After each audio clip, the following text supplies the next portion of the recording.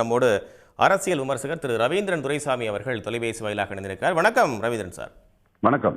எடப்பாடி பழனிசாமியை நயினார் நாகேந்திரன் தலைமையிலான பாஜக குழுவினர் சந்திக்கிறாங்க. ஏற்கனவே 56 தொகுதி 3 அமைச்சர்கள் பதவி எங்களுக்கு வேணும் அப்படின்னு பாஜக தரப்பிலிருந்து சொல்லப்பட்டது. இப்போது அதுக்கு முடியாது அப்படின்ற மாதிரி எடப்பாடி பழனிசாமி ரொம்ப உறுதியாக இருக்காரு அப்படின்னு சொல்லப்பட்டது. சமாதான முயற்சிக்காக போயிருக்காங்களா, எப்படி பார்க்குறீங்க?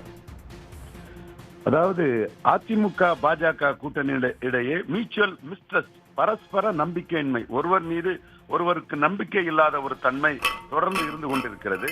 குறிப்பாக கடைசியாக நடந்த மக்களவைத் தேர்தலில் பாஜகவிற்கு 6 இடங்களுக்கு மேல் தர முடியாது என்று மிக கடுமையாக டஃப் பார்கெயினான ஐயா எடப்பாடி பழனிசாமி அவர்கள் உறுதியாக நின்றார்கள். அண்ணாமலை 12 இடங்கள் கேட்டு அந்த கூட்டணி முறிந்தது. இதுபோல்தான் 2 விழுக்காடுக்கான இடங்கள் நகர்ப்புற உள்ளாட்சியில் தர முடியாது என்று எடப்பாடி பழனிசாமி மிக உறுதியாக இருந்தார். அண்ணாமலை அதை ஏற்றுக்கொள்ள முடியாது என்று 5 விழுக்காடு வாக்குகளை எடுத்து நிரூபித்து காட்டினார். அந்த சூழ்நிலையில் கூட்டணி இருமுறையும் உடைந்தது. இப்பொழுது கூட்டணி உடைந்து விடக்கூடாது என்பதற்காக ஒரு மென்மையான, ஒரு சாஃப்ட் பெடலிங் பண்ணக்கூடிய அமைதியான ஒரு தன்மை கொண்ட ஐயா நயினார் நாகேந்திரன் அவர்களை மாநில தலைவராக பாஜக நியமித்துள்ளார்கள். இந்த கூட்டணி உடைந்து விடக்கூடாது என்பதில் எடப்பாடி பழனிசாமியும் உறுதியாக இருப்பார், பாஜகவும் உறுதியாக இருப்பார்கள். காரணம், எடப்பாடி பழனிசாமி பெரிய வீழ்ச்சிக்கு பிறகு 40 விழுக்காடு ஜெயலலிதா அம்மையார் கையில் இருந்த வாக்கை 20 விழுக்காடாக்கி தன்னுடைய வாக்குகளை திராவிட இயக்கம் என்று மு க ஸ்டாலின் தலைமையிடமும், அதாவது கலைஞர் தலைமையை ஏற்றுக்கொள்ளாத அதிமுக வாக்காளர்கள் மு க ஸ்டாலின் தலைமையை ஏற்றுக்கொள்கிறார்கள் ஒரு பகுதியினர். அதுபோல் ஜெயலலிதா அம்மையார் உயிரோடு இருந்த போது 1 விழுக்காடு இருந்த கட்சியிடம் இழந்து மற்றும் இந்துத்துவாவிடம் இழந்து பாதி வாக்குகளை இழந்து நிற்கக்கூடிய 20 விழுக்காடு வாக்கிலே இருக்கக்கூடிய இடைத்தேர்தலிலே 4வது போன அதிமுகவிற்கும் பாஜக கூட்டணி மிகவும் முக்கியமான ஒன்று.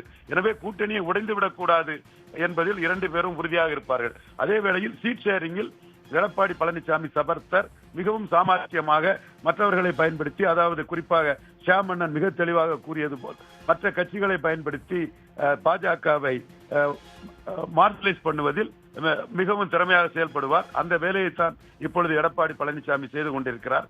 முதலில் எல்லோரும் கூறினோம், அன்புமணி ராமதாஸ் அவர்கள் பாஜக ஆள் RSS ஆள் என்றெல்லாம் டாக்டர் ராமதாஸே கூறினார். அவர் நேரடியாக அதிமுக எடப்பாடி பழனிசாமியிடம் தனது கூட்டணியை அமைத்து விட்டார்.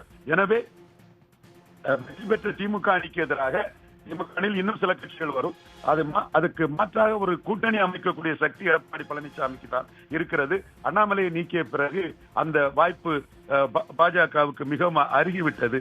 எனவே எடப்பாடி பழனிசாமி தன்னுடைய டேம்ஸுக்கு பாஜகவை கொண்டு வருவதற்கு அனைத்து முயற்சிகளையும் செய்வார். பாஜக இதில் எப்படி இதனை சமாளிக்கப் போகிறாள் என்று பொறுத்திருந்துதான் பார்க்க வேண்டும்.